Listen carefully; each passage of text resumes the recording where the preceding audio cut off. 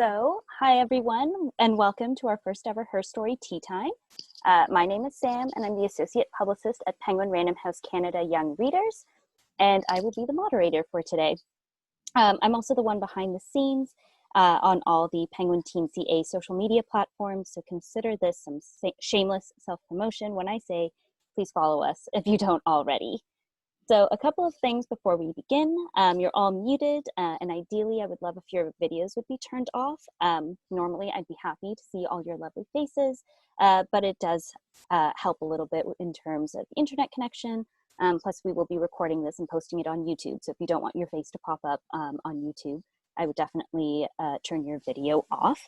That being said, please feel free to chat amongst yourselves using the chat functions. And if you haven't already, let us know where you're tuning in from and drop your blog or Bookstagram links in the chat so we can all follow each other. So right before we jump into this conversation, a quick round of thank yous to all our authors who will introduce themselves in a moment for taking some time out of their Monday to join us today. Thank you also to the fine folks at Holiday House and Penguin Young Readers, especially Jennifer and Bree for helping me gather all of these incredible women together in one spot. And thanks to my colleagues, Vicky, Evan, and Sylvia, who've all helped get this off the ground over the past couple of weeks. And of course, thanks to all of you for joining us today. I hope you all have a snack and a beverage of your choice. I'm personally on my second mug of tea of the day, so I hope you all have something to eat and or drink as well. And let's get ready to chat historical fiction. So I do have a whole bunch of questions lined up for these authors. They already know what I'm going to be asking them, but we will leave room for a Q&A at the end. So if you have any questions, make sure to get them ready, and I'll let you know when to drop them in the chat. So you've heard a lot from me just now, so I'm going to let each author introduce herself and tell us a little bit about her latest book, and we will start with Stacy Lee. Hi everyone, I'm Stacy Lee. I am an author of mostly historical fiction. I live in the Bay Area of California, home of many wildfires this summer, but today looks to be very clear, so I'm happy about that. I'm going to show you my latest book, which is The Downstairs Girl. This is about a Chinese girl in 1890 Atlanta, Georgia, who secretly lives in the basement of a print shop. And she becomes sort of the Dear Abby of the South, trying to change Atlanta society through her letters, which address everything from, suffrage to segregation to how to launder your clothes. Lots of issues women and men were facing in those times. And that is my latest. Thank you, Stacy. Next up is Virginia. I'll make sure to unmute you. Sorry. I live in New York City right now. I'm originally from Canada, and Canada has inspired a lot of my work. My latest novel is Among the Fallen. And in this book, I think it's my 8th historical fiction book. I always gravitate towards historical fiction, but not alone. A 16-year-old in a Victorian prison gets an offer from a mysterious man. That man happens to be the Charles Dickens, unknown to her. And he gives her an offer to reinvent himself, much like one of his characters. So she really doesn't know whether to trust him or not. He has sent her a letter. And a part of the book is her coming to terms with if she can do this at all. And I got the idea from an exhibit in the Morgan Library, Dickens at 200. And in that exhibit were letters about this home. It's called Urania. And along with Dickens' 15 novels, 10 kids, 1 wife, and 1 mistress, lots of travel, he had time to supervise a home for homeless girls, street girls, girls in prison, girls kicked out of their families. And when he met these girls, he wanted to give them a second chance through education. So my immediate thought when I went to that exhibit was, what if I were one of those girls? How would I do? Dickens had a 50% chance of success with these girls. What side would I be on? And what would be in me, what would be inside any person that would help them turn around a life that had been very full of abuse and often imprisonment. So that's what I followed to write the book. Great, thank you, Virginia. Sherri? Hi, everybody. My name is Sherri L. Smith, and I am drinking green tea from Chiran, Japan today, which is where my novel, The Blossom and The Firefly, which I've got a giant poster of behind me, very subtly placed, is set in Chiran, Japan. And this is the story of, it's a love story between two young people in World War II. By the spring of 1945, Japan was losing the war and heavily invested in the kamikaze pilot program. And by that spring, the pilots were as young as 17. So this is a story of a boy named Taro who is a violinist who becomes a pilot and ends up volunteering for a suicide mission. And in his final days, he is based out of this little town, Chiran, waiting for his final mission. And there, the junior high school girls were assigned as maids for the pilots. And he meets Hana, who had a love of music, but was buried alive in a bombing in the war and now feels as if she is dead.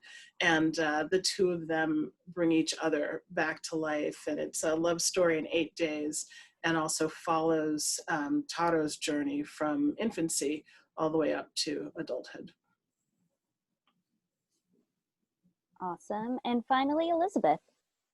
Hi, I'm Elizabeth Wein, and I feel like I'm never going to perfect my elevator pitch for this book. My latest, I live in Scotland, and it has really been the inspiration for quite a few of my more recent books. And the latest one is the Enigma Game, which is set on a Royal Air Force base in northern Scotland during World War II. And it follows 3 different young people. One is 15-year-old Louisa Adair, who is half Jamaican and half English, and has come to this tiny village where the airfield is based to look after a German refugee who is 82. And she gets involved in the goings-on at the airbase. One of the other young people is Jamie, who some people will recognize from Codename Verity as Verity's brother, and he is a bomber pilot here. And the other is a young woman, Ellen, who is a driver for the Royal Air Force. And then 3 of them come into possession of an Enigma machine, which is dropped off by a German pilot who's working for the resistance, and shenanigans and intrigue follow. It's a thriller, but it's also about prejudice and not fitting in and what it's like being an outcast. And of course, there are so many people who have come together in this tiny little Scottish village from all over the world. So it's about, learning to live with each other as human beings. And like I said, my elevator pitch needs perfecting, but it's better than it used to be for that one. There's a lot going on in it. No, that's great. You all did such a wonderful job of distilling it to a couple of sentences. I know I asked you for the impossible because so much happens in your books, and to ask you to describe it in 2 sentences is a little unfair, but you all did great. So thank you so much for that. We're going to jump right into the questions, and I'm going to ask you, you can answer in whichever order you want, whoever feels most comfortable starting. What drew you to writing historical fiction, and would you ever experiment with other genres? I might actually start with Elizabeth, only because I know that you wrote fantasy previously. Thank you. That's actually what we were sent these questions ahead of time, so we had a little bit of a chance to prepare. And that's actually exactly what I was going to say, was that I came to historical fiction through fantasy. My first books were kind of spin-offs from Arthurian legend. So it was really myth and fantasy that put me into historical fiction. And I have 5 books that are set in kind of a mythical 6th century Britain and ancient Ethiopia. And so it was a very natural leap for me to be writing historical fiction. Codename Verity, which was my first book set in the 20th century, which is set during World War II, was actually a kind of riff on the spy novel that I had written 3 novels back. So it's really the characters and their relationships and what's going on there that kind of connect my books, rather than the fact that they're all historical fiction. That's interesting. I didn't realize you had an Arthurian background, Elizabeth. That I'm jealous. I love that time period. I love that. But I bizarrely, like, I was a big fantasy science fiction reader as a teen and younger, so I thought that's what I would write. And my first book ended up being contemporary, and it was a bizarre, like, where did this come from? And then I was encouraged to write more contemporary, but I managed to break free of that with my 4th book, which is Fly Girl, which is a World War II Women's Air Force Service pilot story. And from there, I just sort of realized that I follow the story. I don't write in any specific genre. So my you know, I'd written, after that, I wrote a speculative book, Orleans. I've written contemporary, I've written historical, I've written, you know, mystery, I've written nonfiction, and I will go wherever the story is. It just happens that history has a lot of great stories. And World War II has a lot of amazing stories. And, you know, when I did finally write a fantasy, it was a historical fantasy, because again, you know, that's where a lot of the juicy stuff is. I have to echo Sherri on that. I actually was not a great history student in high school. I found it very boring and dry, maybe because it was, you know, a lot of dates, memorization, a lot of dates and wars, and it was hard for me to really come to love it. But what drew me to writing my first book, which is Under a Painted Sky, was really family history. And my father, who came to the country in the 40s, he had such a great love for cowboys and the Western. And I think he thought of himself as a bit of a cowboy himself. He had to come over to this country at 11. He did not speak any English, and he really had to, there was nobody, he was not with anybody. He was just kind of dropped off with a sister he didn't know. And he was really making his way by himself, which was like the great American story. So my first book was about a girl in, it was a Western, a Chinese girl in a Western. And from there, I think I discovered that there were a lot of, I think I knew this, but for me, writing stories to fill in gaps in our history became important for me.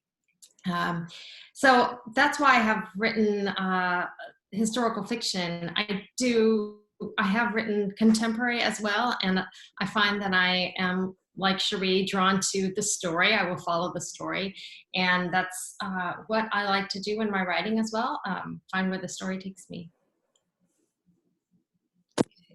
Yeah, I'm kind of like with Elizabeth. I was starting to be writing historical fiction. And it comes from 3 different places, 2 childhood influences and 1 as an adult. When I was growing up, I lived on a farm surrounded by immigrants. My family were immigrants, so it was very multicultural. My grandmother was Croatian, my father was Austrian, my father was Ukrainian. We had Italian, Scottish, English neighbors, French Canadian neighbors. And our entertainment as a community was to sit together outside, usually in the summer, and tell stories. We all sat around under the cherry trees and told stories. This was mainly because we had no television, didn't have television until I was 13. And so when I heard all these stories of all these places, I was immediately caught that people right now in the present, they come here for a reason. This was a good life. People worked hard, but there was plenty, there was fun, there was huge family life.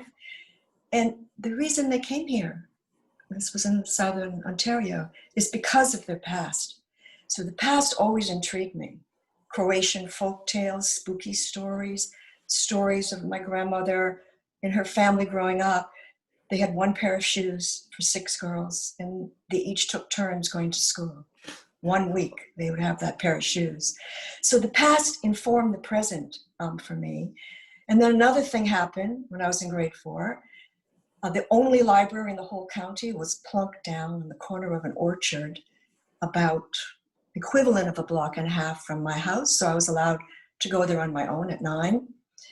And I read my way through the entire children's section in the basement. It was like eating your way through a sandwich. There were 3 layers: the children's section, this unknown section in between, and the adult section. Of course, I wanted to get up to the adult section.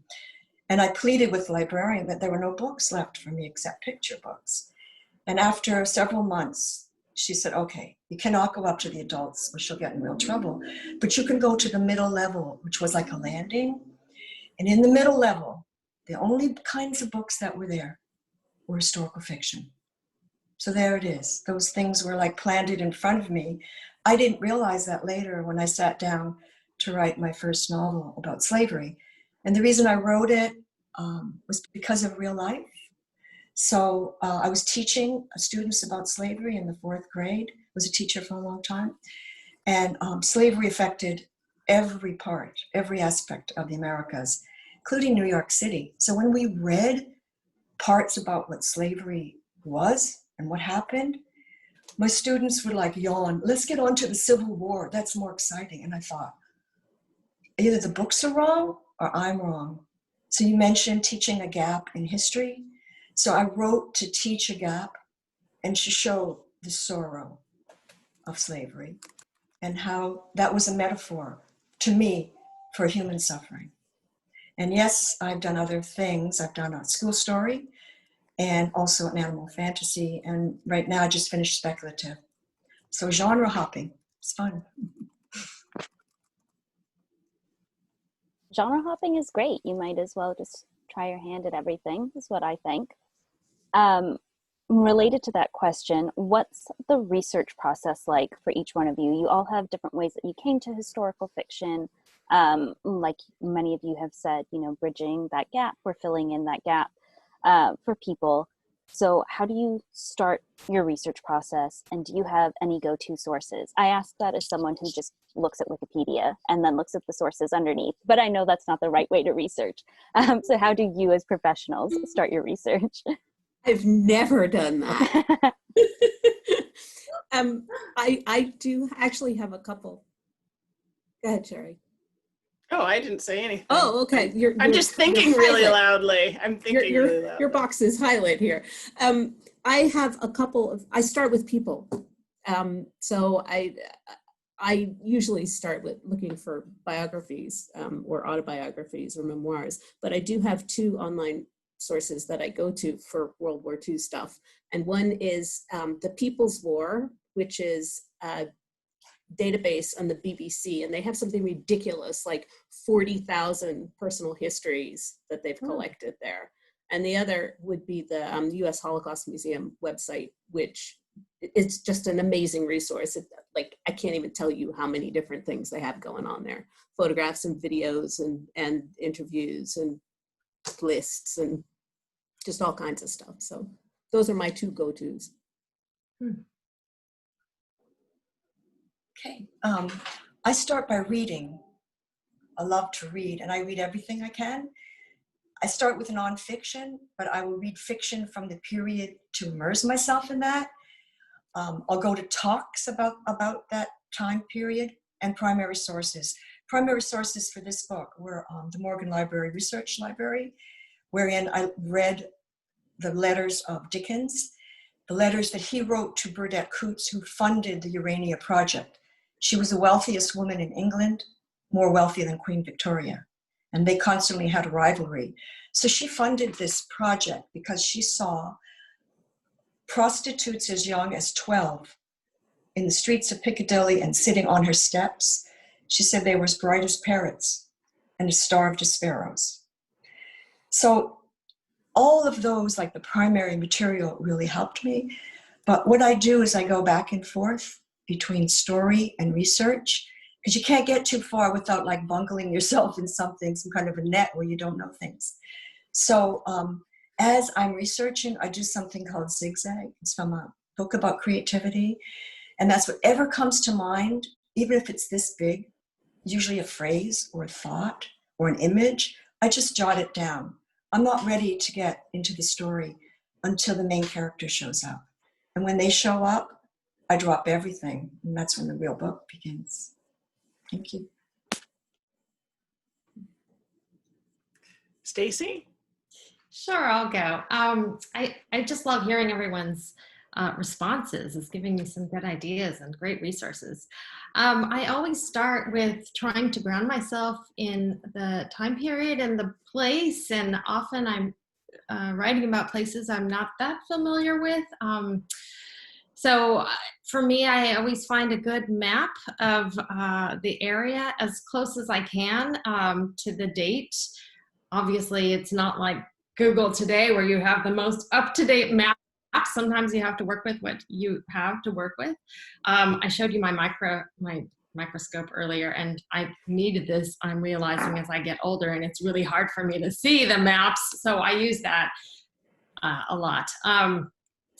And then I read newspapers from the time period, which also I need this for. It's very, the microfiche available. I mean, these ladies probably know you can't expand it without it getting very blurry. So I read the newspapers just to get a feel for what things cost, what people were talking about, what were the issues of the day. One of the things I find challenging is that a lot of the stories that I write are about people who haven't had a lot of things written about them in the past. So research can get a little difficult and a little more difficult, and finding accounts and finding things that, where a lot of it was oral history, finding these accounts and finding what happened. The book that is coming out next year is it's called Luck of the Titanic, and it's about the 8 Chinese men who were on the Titanic, and nothing really is known about them, although there's a documentary finally coming out this year or next year. It wasn't until I think it was last year or maybe 2 years ago, the Washington Post published a story about these 8 seamen who were never allowed to enter the US, unlike all the other survivors of the Titanic. So trying to find and understand what happened to them was quite a challenge, as is the case with a lot of the subjects that I write about. I find, it varies on what I'm writing. My go-to originally, and I still do this depending on what I'm writing, for any research, is I start with children's books. If I can find a nonfiction children's book about the subject, it is an easy way to get an overview so I can get my head around it. And then they tend to have bibliographies for the adult books that they used as reference, and I'll sort of branch out from there. I am shy when it comes to hunting down real people who lived a thing. Like, I'm always embarrassed that, like, what if I'm not doing it right? So that can be awkward. But for the Blossom and the Firefly, I did a lot of reading. I have a giant collection of their books that are collections of letters from people in Japan during World War II. And most Japanese kept a war diary, and Japanese school children had to keep a diary. So I had that to get the voice of people, soldiers, pilots, everyday Japanese. And then I went to Japan. I took some Japanese lessons, and I went to Japan, and I got a guide because my lessons were not enough to help me be the person to ask questions. And she was great. We drove around Chiran and approached everybody who looked like they might have been old enough to be in the war. And she would say, "This is an American author, and she wants to know what your war story is." And oh my God, did we get a variety of responses. And a lot of people had been children. So some were very excited. And some, we had this one woman, she smiled the whole time, explained that she hadn't been there. She'd been in a foreign place during the war, which I was later told probably meant that she was in China. And she told us a little bit, described the area we were in, and said what it was like when she was a girl. And then she smiled and nodded and walked away. And she said one last thing. And I was like, what'd she say? Because she was smiling. And she said, "Oh, now you've made me sad." and walked away. And I just felt like the worst person in the world. And I'm like, I'm sorry. But, you know, that really helped me. Like, I got to meet the descendants of people that were important to the story and build some real texture into the book, which in my other books, a lot of the time, it's all armchair research. And if you're lucky, you've been to the place before, but quite often you're conjuring it through travel guides. I've got a ton of maps up here, Stacy, I'm right with you there. So. Can I add to what Sherri has said? Because you have, you know, I sort of started talking about how I started the research. I, like you, Sherri, I tend not to, I'm a very shy researcher, and I kind of hold back from actually talking to people, but I'm obsessed with seeing the real places where my stories take place. And that is actually something that I haven't even, it hasn't even crystallized in my head until now, listening to you talk, that this is something that I always do. So I wrote a nonfiction book about the women who were combat pilots for the Soviet Union in World War II, and I went to Russia. And I, for the Helen who is on this call with us, will know that I went to visit the Royal Air Force Museum in Henley outside London to look at an actual Blenheim bomber, which is the star aircraft for the Enigma game. So I've also kind of flew up and down the Aberdeenshire coast of the North Sea. So I really somehow need to put myself into the story, even if I don't actually get to touch the people. Somehow touching where they have been and seeing the things that they have touched is very, very important to me. I think if you can do it, it's amazing.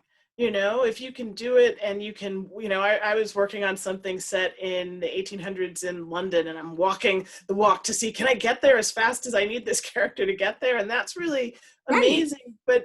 But I have found travel for me, for my books, has been a luxury. Research travel, especially my first few books, it was never going to happen. So like for The Toymaker's Apprentice, it's set in Germany. Like I read tour guide descriptions about traveling down the Danube, and then I went down it on Google Maps. Yep. To see I've done that. I've done it too. I fly all the routes on Google Maps. And you find things. Like it so happens here in Southern California, we have one of two existing Japanese Zero planes with the original engine. The only one with the original engine. Nice. So I've been there. I've seen that plane fly. I've listened to it. I've spoken to the guy flying it. Nice. You know, stupid questions like, is it loud? Yes. Yeah. It's very loud. But yeah, you piece it together. Whatever your budget allows you to, you piece it together. Yeah, I've been wanting to go to Ireland to visit the Titanic Museum, but I don't know if that's in the budget, really. So thank goodness for the internet, and thank goodness for Google Maps, as you said. I just want to point out that like I'm not that far away from all these places that I'm writing about. You're local. No, I don't mean to say that. Lucky that way. Yeah, if you can get to it, and even if you can't get to it, like if you live in the area, that's amazing. But like now I'm thinking about it, like we know each other. Who do we know who might be able to go to the area and, you know, FaceTime with us or tell us what it smells like? Right. You know, I'm calling Elizabeth up. Elizabeth, you in Scotland. That's right. No, I'm here. I'm a resource. I'll just join in and go along with everybody. For one of my books, I was able to travel because it was in Canada. I went to one of the depots at the end of the Underground Railroad and met the descendants of the slaves who had run there and established depots for everybody else coming through, and they are now museums. Meeting those people changed my writing because they were tough, deep, heartfelt people who were interested in perpetuating the history of their people. And just being in that atmosphere, one of my stories, Crossing to Freedom, is about a slave who enters Canada and he ends up in Buxton. And there's a schoolhouse there, and a large part of the story takes place in the schoolhouse, which is appropriate for me because I spent most of my time teaching in the school. So the moment I walked into that schoolhouse, I had my setting, and I sat down and I just began to write a poem. And throughout the whole week that I was there, I just wrote poems. I also stood in the cemetery And when I stood in the cemetery, I gathered the names that would be in my book. Eliza, Phoebe, they were right there for me. So it's invaluable to go to the place, but only because I lived nearby at that time could I do that. I have to say, when I went to Atlanta for the Downstairs Girl, I was able to go to Atlanta. I had a conference going on at the same time, so the gods were definitely smiling on me. But just being there and feeling the pavement under my feet, and there's something that you just can't capture all the time through books or internet research. By just going there and smelling what it smells like and feeling the wind and feeling the, the air currents and talking to the people, you get different vibes depending on what city you're in. I don't know what I thought Atlanta was going to be like, but I found it was a lot friendlier than I expected. And I thought that really, all of this information really informed my book. Yeah. So how many of you are inspired to write a story because you visited a place, as opposed to, I'm going to write the story, now I have to go visit the place? Has a location ever sparked a story? I feel sure that it has. I mean, kind of my early Arthurian stuff was partly sparked by the location, which was where I had lived in England when I was like 4 years old. And it already, I won't be mysterious about it. It's Alderley Edge in Cheshire, which is where the author Alan Garner sets all his books. And I was like directly influenced by the location and the books at the same time. So that's where I set my first books. Yeah. I think it helps when you travel to take the bus tour or whatever, learn the history of the place, because that's how you'll uncover those stories, Yeah, that's true. I took my daughter to London for the first time last year, and it's hard not to be inspired to write a book there. There's just so much atmosphere and so many. We did the bus tour, found out all the fun stories. For myself, I mean, I always tell myself I want to write a book set in Hawaii. That's not, but maybe it's just because I want to go to Hawaii. Yeah. From Hawaii, so. I mean, I've found that living in Scotland, I have wanted to set my books here, and I have, that it's a very inspirational place to live, and I like writing about it. I think that says something that, you learn to love a place. Pasadena, it's because of the place, story came later. Amazing. You all managed to answer a question that I was actually going to ask. We had someone, Sarah, who had sent in a question asking, do you find you need to walk the ground of your story settings, or is your research enough if you can't travel? But I feel like you've all sort of answered that. Great to know that Google Maps is a resource. It's not something I would have thought about, but it makes perfect sense now that you say that. Big resource. Can I say, just mention this weird story of Google Maps and how useful it was? I was looking for a prison that had been destroyed in Atlanta, and I could not find where the prison location was. The map wasn't showing me. I knew it existed in a general location, but I just did not know where this prison was. It was very important to find the precise location. And I knew what the prison looked like. There were pictures of the prison, like what it looked like. There was a building here and a building here. So I happened to go on Google Maps, and I was just doing the top-down view, this, what do you call it? Satellite imagery. And I was looking at it, and there on the ground, I saw the ghostly image of the prison. Wow. It was ghostly because it was a field, but the grass was a little different than, and of course it had been raised 100 years ago, but that ghostly image was still visible on Google Maps. That's so cool.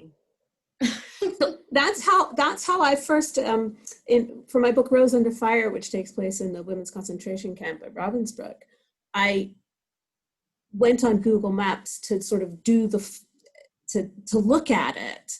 And then I realized that the character was going to see it for the first time from the air. So it was actually being on Google Maps, doing research that inspired the scene in the book. Wow. So thank you, Google. Yeah. Amazing. I love it. I'm going to skip ahead a couple of questions, just because this is something that a couple of other people had mentioned. So I was sort of thinking about it. When you think history, how far back do you go? So for example, it makes me feel ancient because I'm a 90s baby, and right now there are YA novels coming out that are historical fiction and they're set in the 90s. So would you write within your own lifetime, or do you feel like you need to go beyond that for it to truly feel historical to you? I think the distant past is more attractive to me than my own lifetime. And I have people in my family who are into wearing 60s used clothing. And I think, what? You know, that's so over with. Or 50s? When I was wearing them, no thank you. So I am attracted to the distant past. And I don't go by time periods. I go by subjects and what appeals to me, and that kind of feeling when you read something, see something or hear something that just the back of your neck kind of like something creeps up and you go, oh no, not another one. And then you kind of jot it down and you have all this list of things to write about. So it's never about that. But that said, I'm finally writing a memoir. I'm starting it right now about growing up in 50s and 60s, Southern Ontario. And how the cultures of this small town, which was more like semi-rural, influenced my grandparents, my parents, and myself in terms of education, in terms of feelings, and even in terms of world politics. And I'm writing it in free verse, which is a new one for me. And it's called Looking for Grace. So for me, the time period didn't really appeal to me or fixate me. It's what happened during that time period. For instance, slavery happened, say from the 1700s to the Civil War. When the Civil War ended, the slaves were free. Not really free, because then you have Jim Crow, and you still have today, all the movements today. So that spanned a long time, but what appealed to me was the individual stories. I think Elizabeth mentioned the diaries and the reminiscences of people who lived through the war. A big part of my primary research for my 3 slavery books was the Federal Writers Archives, where after the war was over, the Federal Writers Project interviewed slaves to say, what was your life like? What happened to your mother and your father and your sister and your brother, and where did you live? And what happened to you during that time? So first-person accounts are really invaluable. And they put images in your mind and make you feel really as if you were there. So after reading a lot of those, I got 2 stories out of the Federal Writers Project, written or published in the 1930s. And you know when you got a good story and you have to go with it, I guess it doesn't matter what time period. Thanks. You know, I'm with you, Sam, in the idea of like the 90s being the past. Like, shut up, like the 80s. So I'm writing something now that was supposed to be contemporary and have like a speculative historical element, but like history is like 1988, and then there's a 1948 time period in it. And I think I originally thought, oh, it'll be fun to write the 80s. That was like my time. And now I'm a little afraid to do it because I don't want to have to treat it like history. But I realize I need to do the same work to do the right world building. And I can't make the assumption that my young readers will know what I'm talking about when I say I was so proud to have a Walkman back then. So, but here's the deal. If you have to do research, if you don't have to do research for it, it doesn't count. So if you can remember that, I mean, it may be a different time period for everybody, but if you can remember 1965 well enough that you don't have to sit down and look things up, then it's not historical fiction for you to be writing. Yeah, that's probably true. It's like if you can't remember it, then it's historical fiction. But I also think, I'm starting to think it's a tech line too. Anything pre-cell phone might be historical fiction. Right. Because you have to teach today's readers what that was like. Yeah. Yeah. I'm actually writing a 1980s thing too. And I started, Five.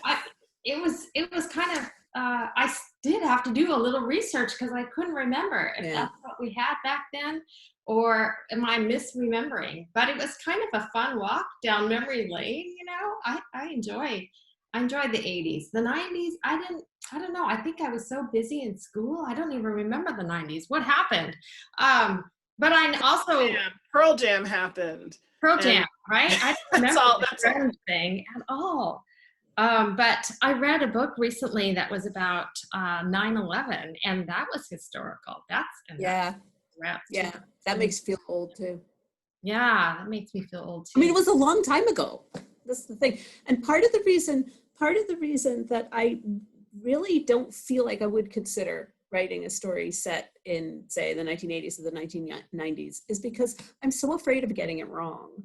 That, you know, if I write something set in the 1940s, I can kind of be forgiven for that. But if I write something set in the 1990s, it's too many people will know that it's not right.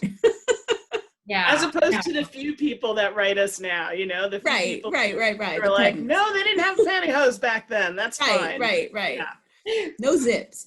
I had heard that you should write that if you write something where there's like no material, then you're good, like the Ice Age, or you know, there's medieval or whatever. The further back you go, I don't know if that appeals to me. Well, but I liked your idea about, even though it was difficult, the men on board the Titanic who nothing was written about.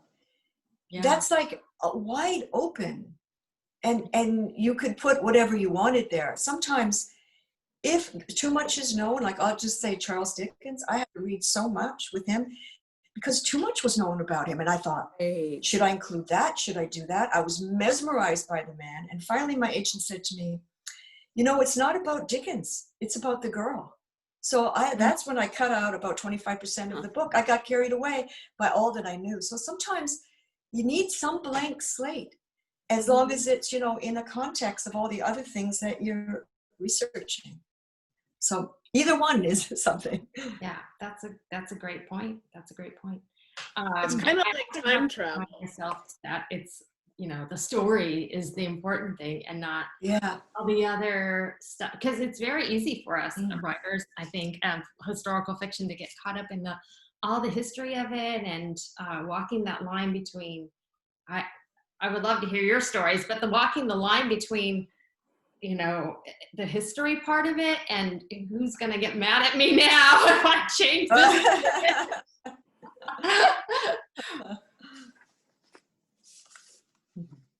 Amazing. I'm going to do individual questions now, and then we'll have a couple of group questions. I think we're going to go a little bit over time.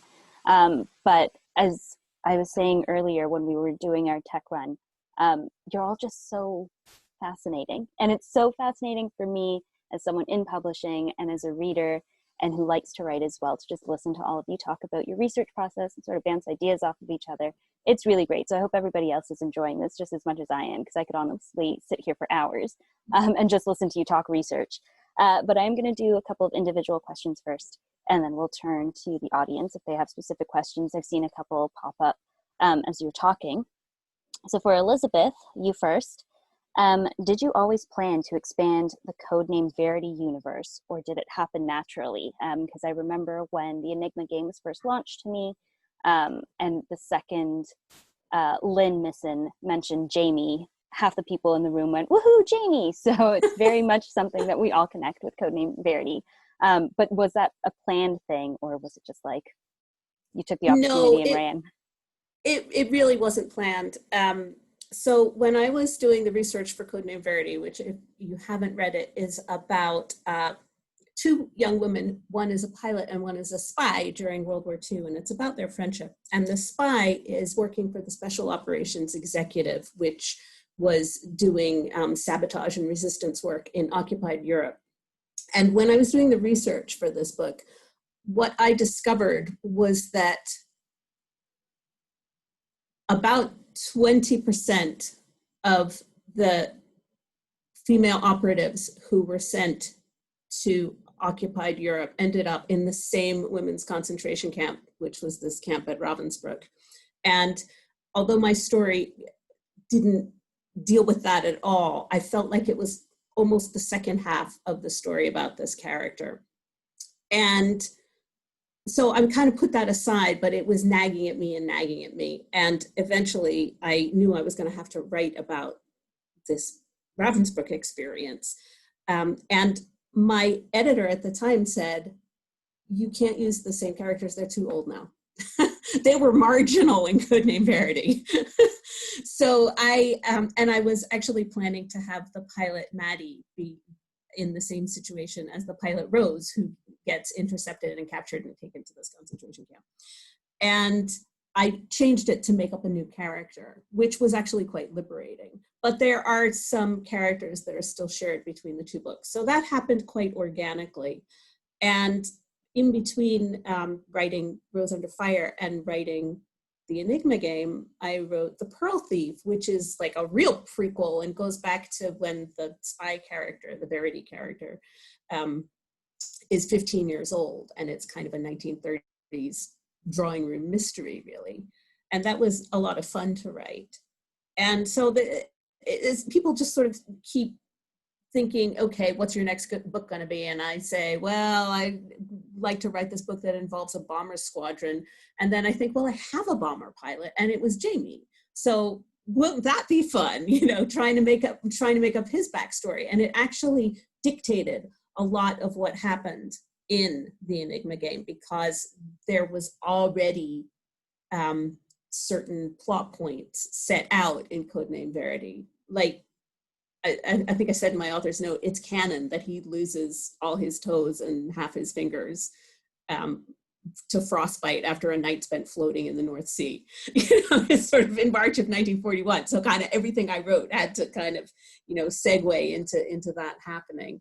But I didn't know what was going to happen before I set out to, you know, I'm tying all these strands together. And I really like revisiting these characters. I love these characters. So it's fun for me to be able to you know, play in that sandbox, to look at their backstory and to share it with people. I love it. I think it's great that you don't necessarily have to read them all or read them all in a certain order, but if you do read them all, you pick up on those different characters, or like you said, Jamie losing his fingers and toes. And the second that happens in the Enigma Game, it just sort of clicks together. Yeah. Exactly, yeah. I do want to emphasize that these are all standalone novels. They don't have to be read in any order. And I think if you hadn't picked up any of them, maybe the best thing to do is to pick them up in the order of publication. But I mean, the best thing to do is to pick up the Enigma Game. Exactly. That's just about to come out. Perfect. Next up, I have a question for Elizabeth. Sorry, not Elizabeth. You are Elizabeth. For Stacy is what I meant. So in addition to being a writer, you're a founding member of We Need Diverse Books, which is incredible. So how does that affect your writing, both in terms of balancing your time, but also in the content of your books?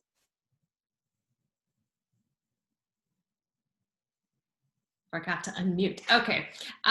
We Need Diverse Books. Yeah, I'm not doing as much with We Need Diverse Books as I was before. Now I'm part of their mentor program. I'm mentoring another writer.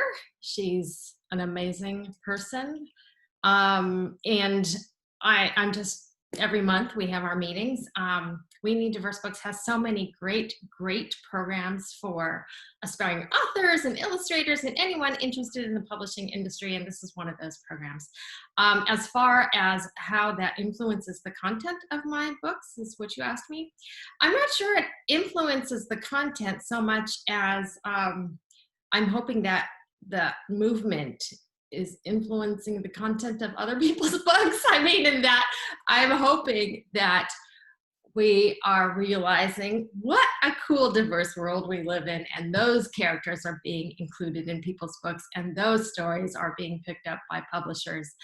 I mean, I guess it has influenced my writing in that I feel a little freer to include things that, I mean, I started writing at a time period where I remember talking to an editor in the publishing industry, who's still an editor in the publishing industry. And I had asked her, the term we used was multicultural books. And I asked her if that was something that publishers were interested in, and she said, no, we don't, multicultural books don't sell, and that's been a proven thing. And I just sort of believed and accepted that. But that was about 20 years ago. And that, the We Need Diverse Books movement was 2015. So for a long period, it was just the assumed thing that those characters, putting those characters in there would not be of interest to anyone. So if anything, I guess it makes me feel freer that I can include those characters, and I can include that weird Chinese word and that I don't know, subplot involving strange things that might be strange to the American reader who has been used to seeing other things in books. So maybe more liberating, and I certainly hope it's more liberating for everyone. Amazing. Yeah, it is really great seeing those different voices popping up a lot more often now than even 5-6 years ago. So I think part of that has to do with We Need Diverse Books. So thank you for all that work that you do, because it's incredible. You're welcome. And next up, I have a question for Sherri. So we were talking a little bit about this before our chat really started, that you've had several different jobs. You worked in animation and comics. Do you feel like you use those same skills for writing historical fiction, or do you use a totally different part of your brain? So I actually started, I've been writing since I was a kid, but I worked at Disney for a few years in story development, and that's where I really got a handle on 3-act structure. And so I still apply that. That was an animation job, but I still apply that to novel writing today. So in that respect, it definitely influenced. But when it comes to writing comics versus writing prose, it is a mental shift. And I find, for a little while there, I found that I could write comics better at night, and I had to write prose during the day, and I don't know what that was, but to shift your brain to seeing things in a still frame, in a panel for a comic, and figuring out what the next one is, writing sequentially, as opposed to, I'm a very visual novelist, but like you can imagine movement and all this stuff, and you're describing different textures and things than you are in comics, because so much of comic writing is letting the artist know what you need from them to tell the story, whereas you get to do all of it yourself as a novelist. So there is a little bit of a shift, but the bones of story are the bones of story. Everything's got a beginning, a middle, and an end. And so working at Disney and working on, I basically came up with stories and wrote outlines, and we would hire screenwriters to write the screenplays based off of that. That really just hammered into me the architecture beneath storytelling. Awesome. I love that you worked for Disney at one point. That's so cool. And now I have a question for Virginia before we open it up to everybody else. Everyone get your questions ready and drop them in the chat. I think we'll take maybe three to four, so I don't keep you too long. But Virginia, you've written across so many different time periods. How do you decide what your next project will be about? And is there an era that you would love to write about? Well, I kind of have a screaming babies approach to writing books. I have a lot of ideas, and I catalog them in my notebook, and when I'm ready to go on, they're all screaming, and they're all wanting something. They want to be fed, they want attention, they're raising their arms. So I go with the one who screams the loudest right now, because I know that I have enthusiasm for them all, or have had at one time. But in order for a historical fiction book, 3 to 5 years, in order to have the enthusiasm to carry you, you have to have a strong idea that you're embedded with the ideas. So I think the other thing is that themes attract me. There has to always be an underdog in a story, because I felt like an underdog growing up. So those are the kind of characters I gravitate towards. So my character was abused, an orphan, worked in a workhouse to pay off her father's drinking debts. She lived on the street. She slept in a cemetery. All of this was very common in the Victorian period. It was like a dystopian period where 1% was the ultra wealthy, and there was an emerging middle class, of which Dickens was one. His origins were that he was very poor, and his family was in debt, and they lived in a workhouse, and he worked in a blacking factory in order to support them, something that he totally hid during his lifetime. But because of that, he always had sympathy for the underdog. Read any of his novels, Oliver Twist. It's all about the underdog. So they got to have an underdog, and there has to be social injustice. So in the Victorian era, there was extreme social injustice for the poor. There were no sewers. There was no running water. People drank out of the Thames and got typhus. You couldn't afford to bury anyone. You drank beer instead of water. So half the population were alcoholics. There was no education.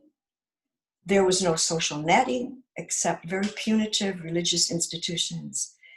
And if you were a girl in trouble, like my character, there was nowhere to go. Everything was punitive and nobody wanted you. And the lifespan of somebody who grew up poor was extremely low. Never enough food to eat. So the other theme is in all my books is transformation. When I meet the character at the bottom of the scale, they're in an impoverished state and they don't know how to change it. They're not helpless, but they're just looking their problems in the eye and overwhelmed by them. And my job is to see them come into a full being and freedom. So I mentioned earlier that with the Urania Project, Dickens had a 50% chance of success. The girls were exported to the colonies, a transportation project. Canada was one of the colonies. Most of them they lost track on, but they had lives, they were married, they got jobs, they had children. And years later, when the Urania Project was really investigated, because it wasn't really well known in the 1800s or 1900s, many people were shocked to trace their ancestors to the Urania Project. So he saved girls, and I love the idea of transformation. And these themes, transformation, social injustice, underdog, were also Dickens' themes. And I think by reading him at a young age, his writing style and his interests really got into my mind. And I think he'd be marching in the streets right now with everybody. Thanks. I love it. Thank you. I'm trying to see if we have any questions in the chat. There were a couple from Sharon, I think. Let me see if I can find them. They're a little further up here. One question was, which historical fiction writers would you each recommend? So I know there's a little bit of that chat going on here while you're talking about your favorite books, but if you had to pick one author or one book, I know this is an impossible question, but if you had to pick one author or one book to introduce someone to historical fiction, what would you choose?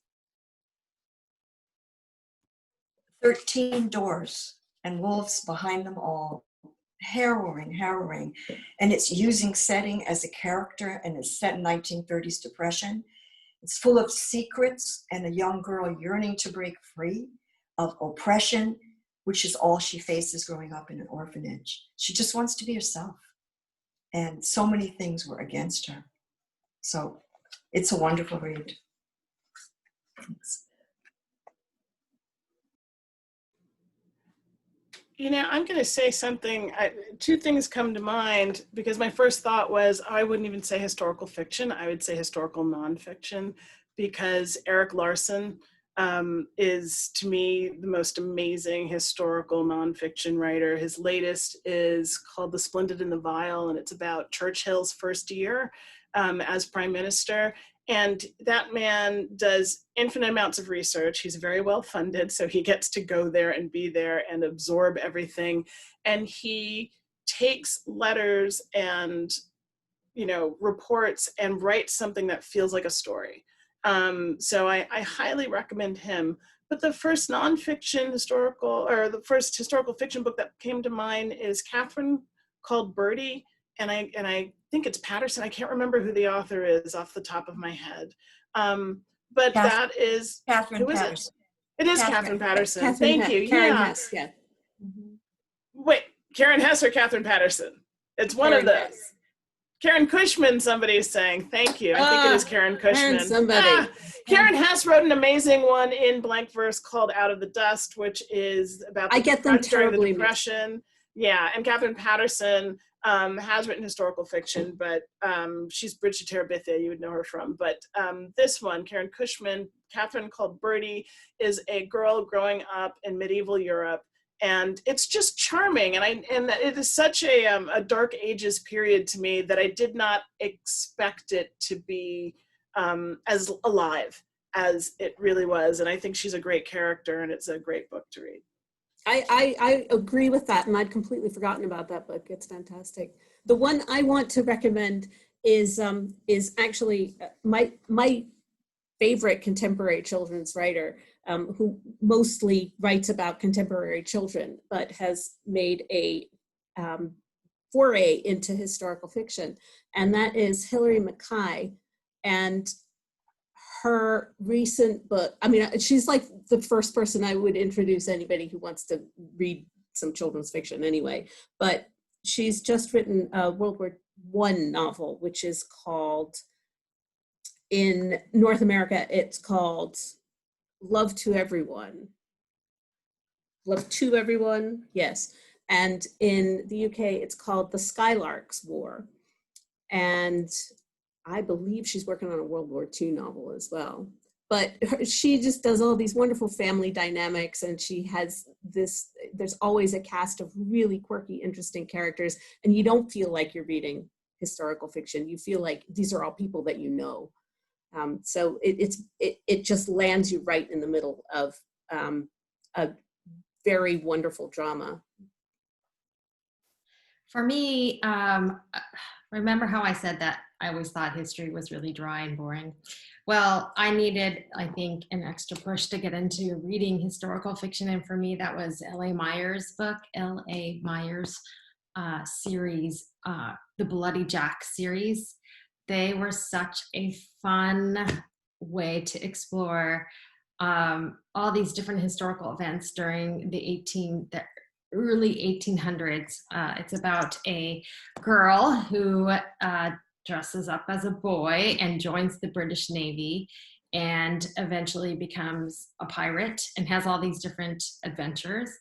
And this is where all the historical settings come into play. She ends up in France during the Napoleon days and all these fantastical things. It's just such a fun and wild romp through history.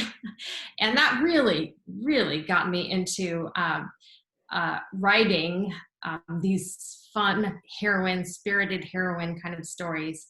The voice is fantastic, and the audiobook is even better.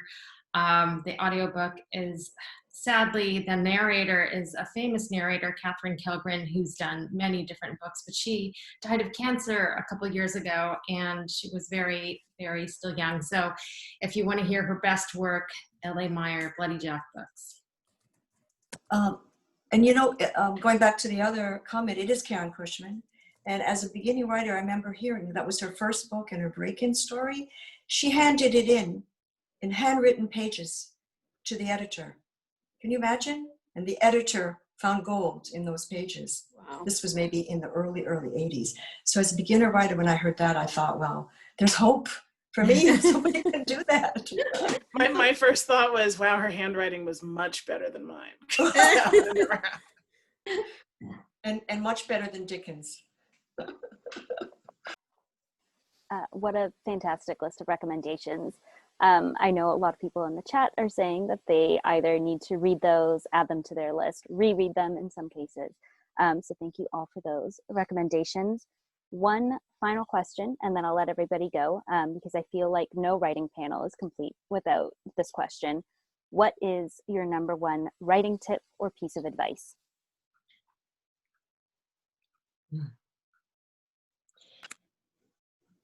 I'd say show up. I know that sounds really simple, but I was a writing instructor at UCLA, and I was also a writing instructor in New York City schools and a staff developer. And when I mean show up, not just at your desk, but in life, be an observer, be somebody who looks around, listens to conversations, and then does some action. And the action is writing things down, is cultivating a way of looking at the world and collecting notes. And I got this idea from Joan Didion from her book, The Year of Magical Thinking, where her husband taught her to write. And how did he do that? By telling her to take notes. That when a thought comes, write it down. And if it's not fully formed, I make a rule to write it down by the end of the day, because you're never going to remember tomorrow what you thought today unless you write it down. So good luck. I would say write about something that you're passionate about. I think that the key to telling a good story is passion. It doesn't have to necessarily be something that you know, but it has to be something that you really, really deeply care about. I would say you need to remember that writing is a practice. Like yoga, like piano, you're never going to get it right if you don't keep doing it. And you still might not get it right, but you'll get enough of it right to keep going. So don't be like me with like a shelf full of blank journals that are too pretty for me to want to ruin with my terrible writing. Now I ruin journals, like ruin things, like just, you have to write terrible stuff before you write good stuff, and you have to rewrite in order to get that good stuff to shine. So don't be afraid of that. I love all those. Elizabeth took mine. Be passionate about the things that you write about, because you're going to be spending some good time with it. But let me just also add that a friend of mine told me this, and it really resonated with me, which is don't quit on your worst day. Writers, it can be ups and downs, lots of downs. And if you quit on your worst day, then you're like, tomorrow is another day. You'll feel different on the next day. So don't quit on your worst day. That is all excellent advice. Do any of you have anything else that you wanted to mention before we close out? I think Thanks we're for good. coming. I want to say thank you. I want to say to everybody, this is such a weird, difficult time. And I know a lot of writers have had a hard time being able to write. But this is a time to write your dreams for the future that we want. And so if you are looking for hope, then write hope.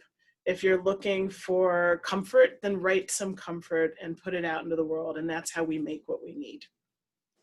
Thank you, everybody, for coming. Thank you. Beautiful, Sherri. Thank you all so much for coming for this amazing discussion. I know I've said it many times, but honestly, it's been wonderful to just listen to you all talk. Very inspiring. Thank you to our audience for showing up, and enjoy the rest of your holiday Monday. Hey, thank Bye, you. everyone. Happy Thanksgiving. And Columbus Day. Indigenous Peoples Day. Exactly.